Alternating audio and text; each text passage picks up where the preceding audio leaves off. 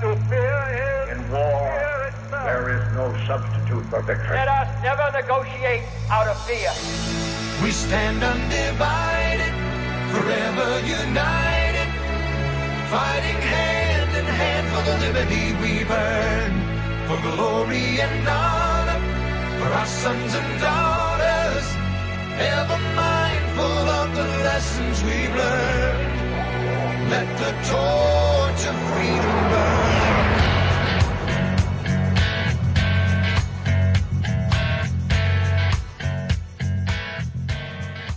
Welcome to the intersection of faith and politics. This is WallBuilders Live. We're here with David Barton, Tim Barton, and I'm Rick Green.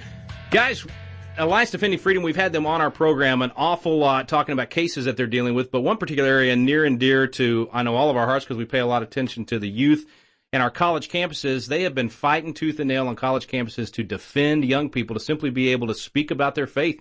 You know, you go back with Alliance Defending Freedom, and you had David French. And so David French was very much involved. Now, he's over with Jay Sekulow now at the American Center for Law and Justice. Yeah. But David French was hooked up with a group called FIRE. And FIRE was the Foundation for Individual Rights in Education. We interviewed some of those guys. We had those, and our legislators conference, we had these guys come in because universities had gotten so hostile toward faith. And these guys, I mean, these were two groups that basically existed just to defend kids attacked for their faith on universities. And we've documented in previous programs how the universities are now so hostile toward faith that depending on which study you look at, somewhere between 71 and 88% of Christian kids who go to college deny their faith at college. They leave college with no faith.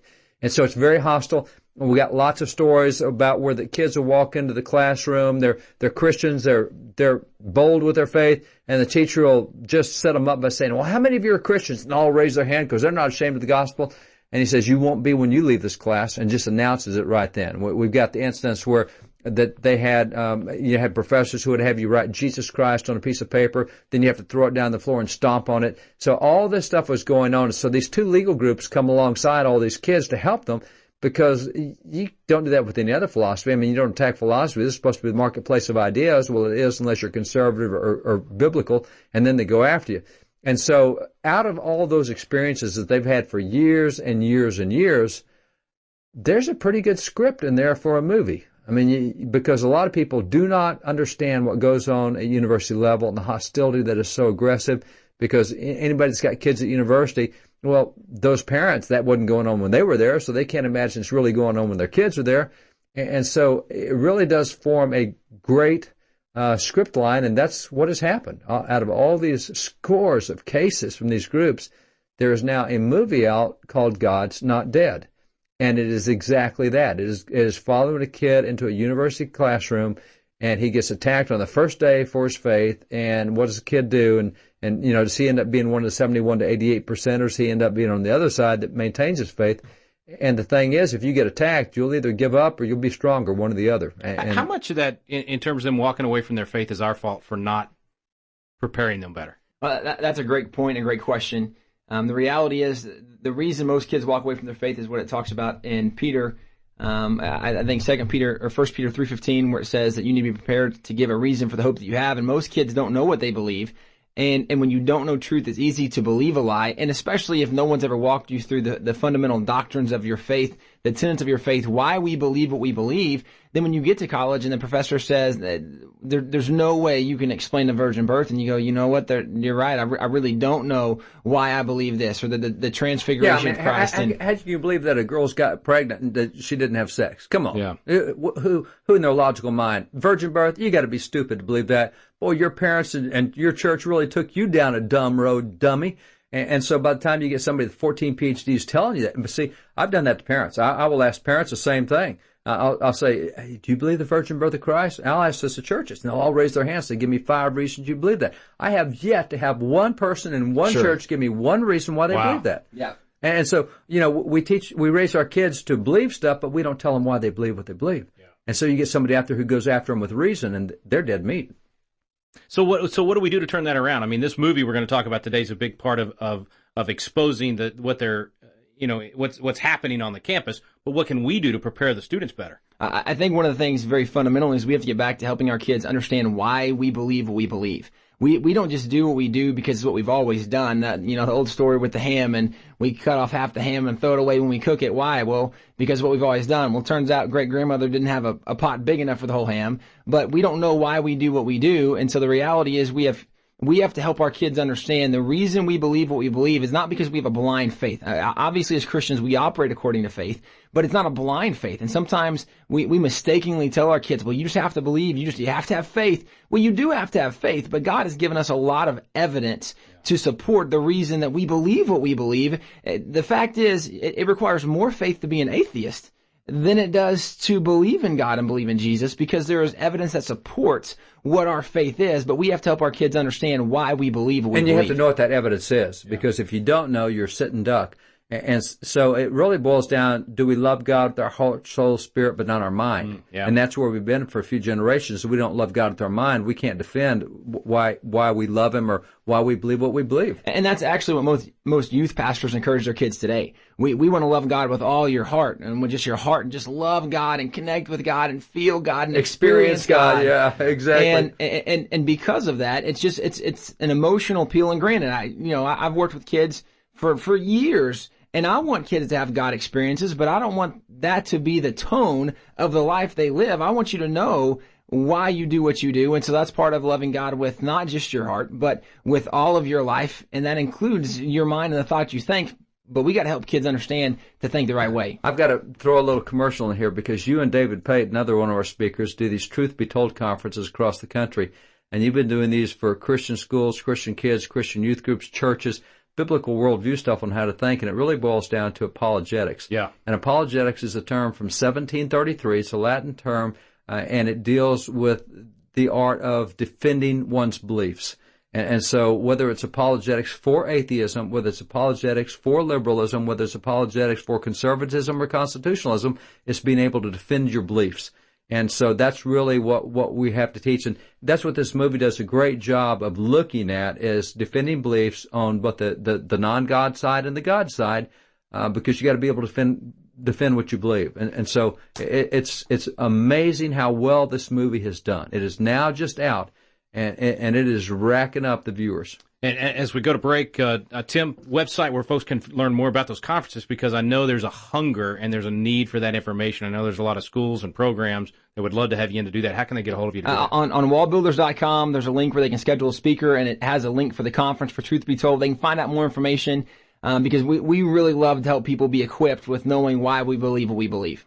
Well, if we need some strength to add to the conversation, Hercules is going to be with us when we come back. Kevin Sorbo is the star of this new movie, God's Not Dead. This is my generation, not yours. You guys didn't grow up watching Hercules' Legendary Journeys. I did. All right. This is fun. He's going to be with us when we return. Stay with us on WallBuilders Live. Kevin Sorbo when we return.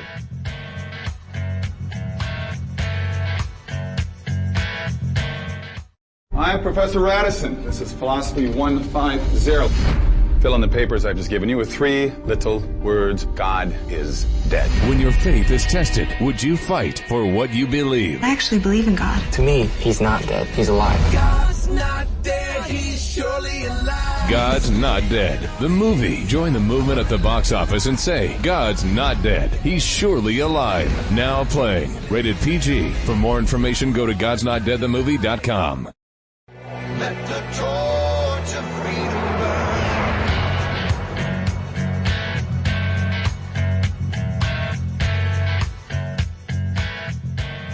Welcome back to the intersection of faith and politics. WallBuilders Live with David Barton and Rick Green. Thanks for staying with us. Our guest today, you've seen him in Hercules. You've seen him in Soul Surfer.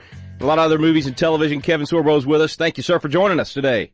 My pleasure. Good to be here. Kevin, new movie came out just this last weekend, God's Not Dead. You star in it. I went to take my family yesterday to see it. Was thrilled to see the movie theater was packed out. Are you surprised at the positive response?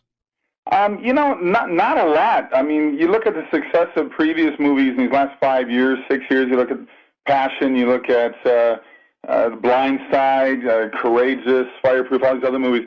You know, people are looking for things like this. Look for something that's family friendly. It's got a good message. It's got, this is going to create some debate. There's no question about it. I'm already receiving, comments from both sides. So, to me, I'm not that surprised by it. It's what's amazing is the backlash a little bit, and Hollywood just doesn't want to pay attention to these movies sometimes, which is weird to me. It's like, well, why? I mean, why does it always have to be a typical Hollywood type movie? I love pirates movies and stuff like that too, and I love visual effects. But it's also nice to have a good movie out there that makes you think a little bit, makes you wonder a little bit of what's going on in the world and what's going on out there outside of it. Yeah, that was part of what I thought was so cool. It's not just a feel-good kind of movie. It's a thinking movie. It really asks the tough questions, challenges it. I love the way you guys presented that and had the debates in the class, because it's going to make both sides really think about what they believe.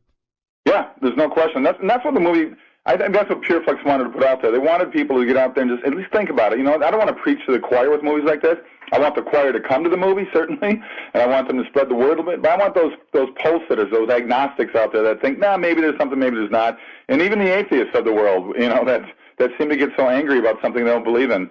So, to me, it's come on out and just and at least take a look at it. I mean, what's the big deal? I mean, I look at all kinds of movies. I can agree or disagree with them, but at least I'll give them a chance. What's it like playing the part of an atheist?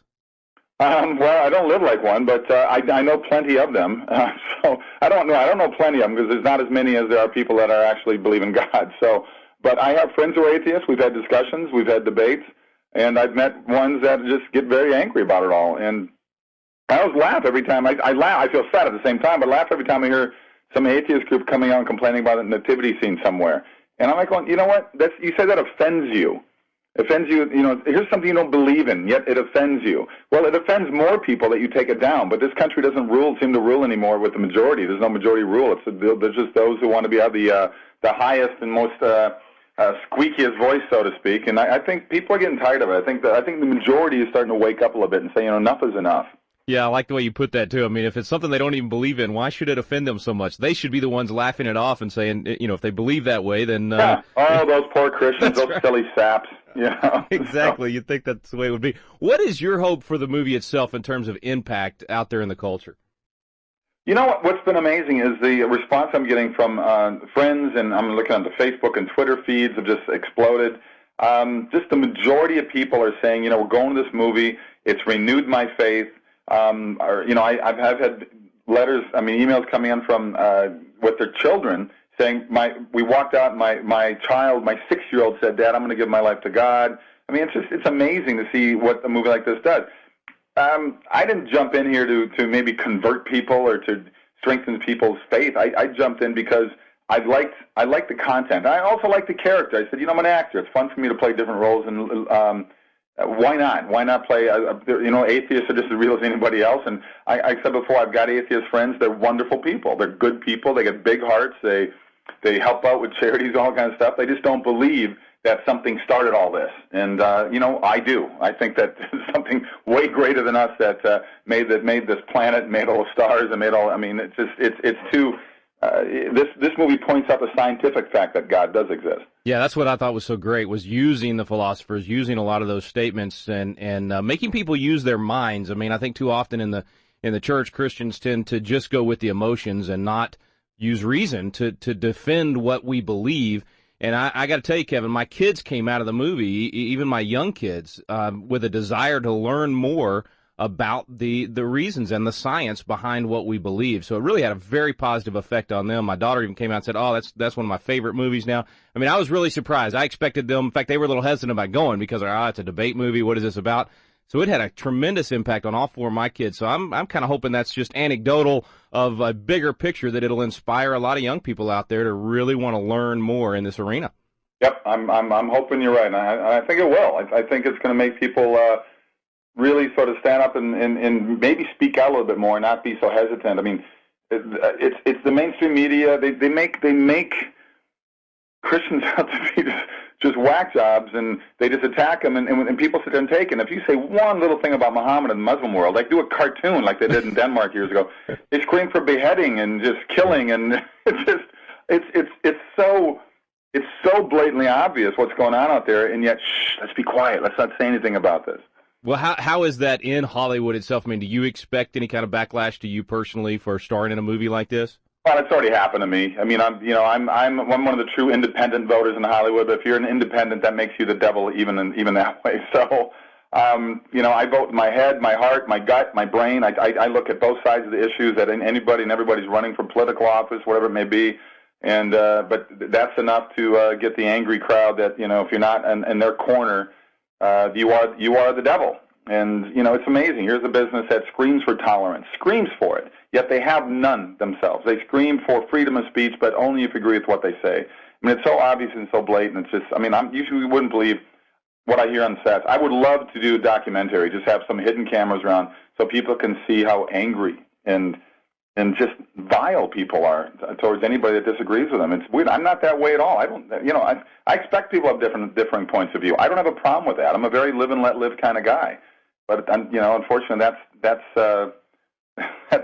still doesn't help me in Hollywood. Yeah, and that's what freedom's supposed to be. Actually, great idea on the documentary. We'll have to cut that out of the interview here, so nobody's watching you too close. Maybe you could pull that off in the next year or two. Talk to me about quality. That Christian films in the last couple of decades kind of got a name for being cheesy and not very good. This one is incredibly well done. How important was that to you to make sure that this thing was done in a high quality way and something that is on par with other things coming out of Hollywood? Well, I think, Mel Gibson sort of led the way with Passion of the Christ with my buddy Jim Caviezel. And then along came Blind Side, which you got to lump in that faith-based world as well. And, since then, the stigma of, and deservedly so. I mean, a lot of the old movies, Christian movies, were very cheesy, poorly acted, poorly written. They looked like they were shot on some really bad, video, and it just looked horrible. Well, you got the technology today has exploded. You got cameras now that cost next to nothing that have unbelievable high definition, and so it's gotten better and easier to shoot these movies with less money. But the scripts are there. It's more and more. I just finished another one with PureFlix called Revelation Road, which will be out on DVD in September. This is the third in a series of this program, and I did a movie with them 4 years ago called What If. I highly recommend What If. If I'm going to be totally honest and frank, I think What If is as good or better than a movie than God's Not Dead, and I think God's Not Dead is great. It just didn't get the PR behind it that it should have gotten when PureFlix was. They weren't, at that time they were just, if they could get a movie in a couple hundred screens, they were happy, and they were mostly straight to DVD. But then that's just taken off, and Netflix has been great for What If. But, this movie's success right now, this week, God's Not Dead, we were in less than 800 screens. They just added another 350 screens, I heard now. There were people waiting in the wings saying, well, we want to see if it does any good. So I think now they're kicking themselves, not jumping on board. But it'll be in new markets as well. So I'm glad we're above 1,000 screens now, which is incredible. Yeah, it's fantastic. So Revelation Road is going to be coming out later this year. How about what's next for Kevin Sorbo? What's your next project going to be? I've been busy. I've shot 4 movies already this year. I just wrapped. I just got back home here in Los Angeles yesterday from Nashville, Tennessee. I shot a great, very funny movie called The Secret Handshake.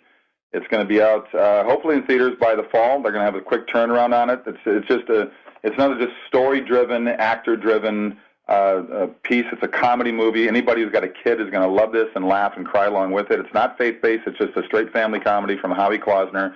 Howie's best known for his movie Space Cowboys. They did with Clint Eastwood and James Garner and Tommy Lee Jones. I love that movie. Yeah, and this is the same writer. He's done some great stuff. He's got another movie coming out that they shot a year and a half ago with Ray Liotta and Ashley Judd, and he's been very busy. But I'm very, people can go right now and check out The Secret Handshake, and I think they'll get some information on it. But I would love them to go to my website, kevinsorbo.net, and also follow me on the official Facebook page of Kevin Sorbo. There's a lot of people pretending to me, so they have to go to the official Facebook page.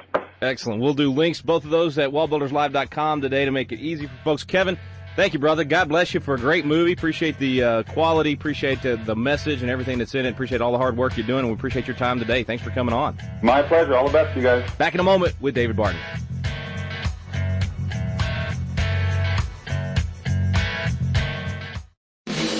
Red, White, Blue, and Green is a new reality show following the Green family around the nation, rediscovering the American principles that made us the most successful nation in the history of the world. You can be a part of launching this new reality series by visiting rickgreen.com and clicking on the Red, White, Blue, and Green tab. Here's a sneak peek from the pilot episode.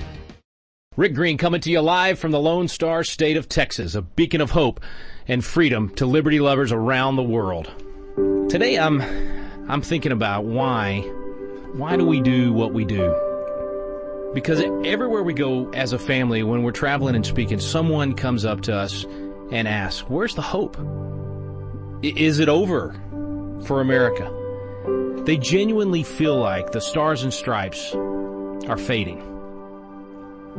I felt that.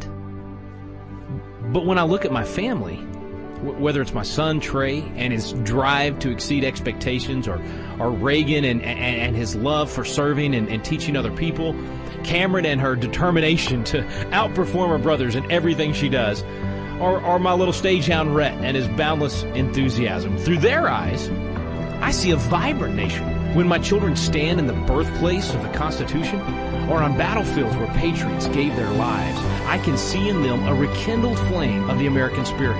The future of my children's country is bright because it's built on the foundation of an incredible providential history. A history of patriots and pastors, entrepreneurs and freedom fighters, mothers, fathers, families like yours and mine, who chose to live like their nation depended on it. And it still does. So when people ask us, where is the hope? We tell them, it's in you. Each of us, every individual, every family, has a duty to fight for freedom and add our voice, our color, to the American dream. For our family, it's red, white, and blue, and a little bit of green. To learn more about red, white, blue, and green, visit rickgreen.com. Let the torch of freedom burn.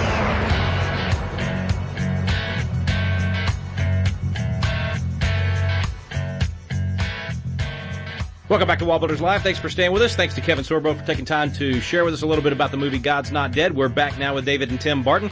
Hey, guys, that was just kind of cool. Hercules on WallBuilders Live. It was really cool. And you know, I still see Kevin in my mind's eye the way I saw him for all those seasons he was on TV. He's doing a lot of movies. He's doing a lot of movies, man. And I'm really glad that he is. Yeah. I mean, he was always fun to enjoy, and he was always a real clean guy, even on TV. Yeah. And just real simple and real easy to follow, not a complicated, dark character. And so I'm glad he's doing a lot of movies. He told me off air he's doing a couple projects with our buddy Brad Stein, too. So a lot of good stuff. So Netflix is a place we can go check out some of these. I was curious when he said he'd been doing all these movies, and I thought, I haven't seen him in a while, and I thought, Netflix, I'm so glad to know I can jump on and go like this What If movie and different things, because after God's Not Dead, I'm excited to see some of these other things. Yeah, now, no doubt. He had something about saying he doesn't understand why atheists get so upset over something they don't even believe anyway. Right. And I was Good thinking, point. that's me. I don't believe in reincarnation, but I don't go crusading against everybody That's who right. does. I don't go out there because it doesn't bother me. I don't believe. I believe you get resurrected after the grave. God raises you from the dead. You're going to have final judgment. That's fine. That's not reincarnation. I'm not coming back as a dog or a puppy or a bug or anything else.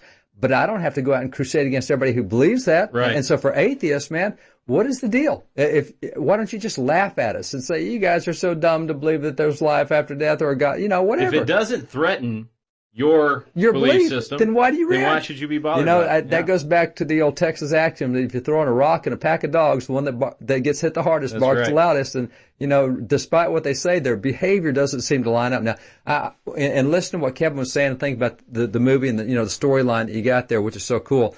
This goes back to Thomas Jefferson. And Jefferson today, in this age where the Christians are taught to love with their heart and not their mind, Jefferson gets the brains beat out of him by other folks. And I want to read part of a letter he wrote to his nephew, Peter Carr. He adopted this boy. He was his nephew. And when his nephew's family, his sister and brother-in-law died, he adopted the boy and raised him. And so he writes this letter to him. He's now in his young teens. And he says there's 4 things you need to know about education, and the fourth one is religion. He says, your reason is now mature enough to examine this object. In the first place, divest yourself of all bias in favor of novelty and singularity of opinion. In other words, don't believe something just because it's cool or because everybody else believes it. He says, indulge this in any other subject than that of religion. It is too important, and the consequences of error may be too serious. On the one hand, shake off all the fears and several prejudices under which weak minds are servilely crouched, and fix reason firmly in her seat, and call to her tribunal every fact and every opinion. Question with boldness even the existence of God, because if there is God, he must approve the homage of reason more than of blindfolded fear. And so he goes through and he lays out that once you do this, you'll believe there's a God. The whole world believes there's a God. He said it's 1,000,000 to 1 who believe that there's a God. He said, but you need to know why. And so he says, you read the Bible and look at the miracles and look at those who say miracles can't happen and miracles can happen. He says, look and see whether the Bible is inspired or not. He says, that's a debate you're going to hear. You need to know what you believe about whether it's inspired or not. And he says, next you'll read the New Testament. He said, it's the history of a person called Jesus. He said, keep your eyes on the two opposite extremes. On the one hand, those who say he was begotten by God, born of a virgin, suspended and reversed the laws of nature at will, and ascended bodily into heaven. You've got that side. He says, on the other side, you have those who say he was just a man. He was illegitimately born. He had a kind heart, an enthusiastic mind, but he wasn't God, and he ended up being punished by death penalty by the Romans. So he says, you got two sides there. You go study them and see what you believe. And in closing his letter, he says, in the end, I repeat to you, you must lay aside all prejudice on both sides and neither believe nor reject anything because any other person or description of persons have rejected or believed it. Your own reason is the only oracle given you by heaven. God gave you your mind. Use your mind. And so that's essentially what this film is about kids in that college setting who have never had to think through this. And so you got the professor on one side, you've got a student who wants to stand up on the other, and the professor wants to come after him. And so what do you do? What do you believe? And so it really is a good movie. And you heard Kevin saying, people coming out, the input he's getting back, people saying, man, it really made me think about my own faith. And you need to. You need to think about your faith and know why you believe what you believe. And so Jefferson gets his brains beaten today for doing exactly what the Bible, as Tim said, 1 Peter 3:15, we're supposed to give a reason for the hope that we have. And most people can't give a reason anymore when they need to. We need to get this generation trained up. Tim, one more time, where can they go to get you and David in to do more training for the young people? They go to wallbuilders.com. They can go to schedule a speaker and the schedule an event. And truth be told, events are right there. Excellent. Truth be told. Also, pick up a copy of Ray Comfort's Evidence Bible. And Frank Turk's got that I don't have enough faith to be an atheist. You mentioned that earlier, just that same idea. So there's a lot of great tools out there, folks. Get your young people educated. Thanks for listening today to WallBuilders Live. Stand undivided.